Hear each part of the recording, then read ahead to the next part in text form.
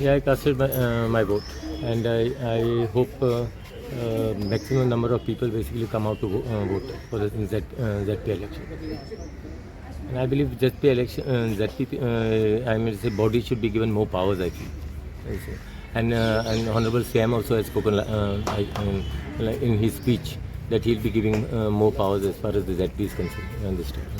So what type of power you have? Now, actually, I think in the constitution, many powers are basically written as far as the ZP is concerned.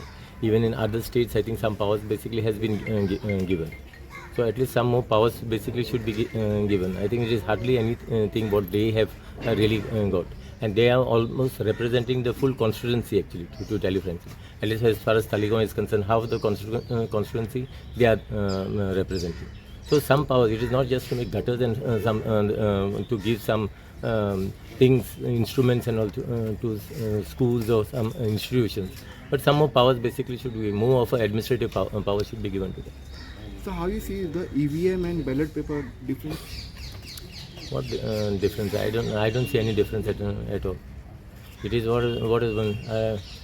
There is always a saying: the bad carpenter always blames his tools. So if you have done a good job, people will get you elected. If you have not done a job, you will not get elected. It is ultimately the power of the people. I am here today because of the people's power. It is not my own. I have got nothing.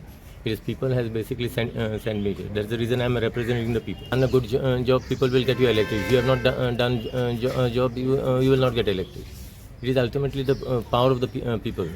I am here today because of the people's power. It is not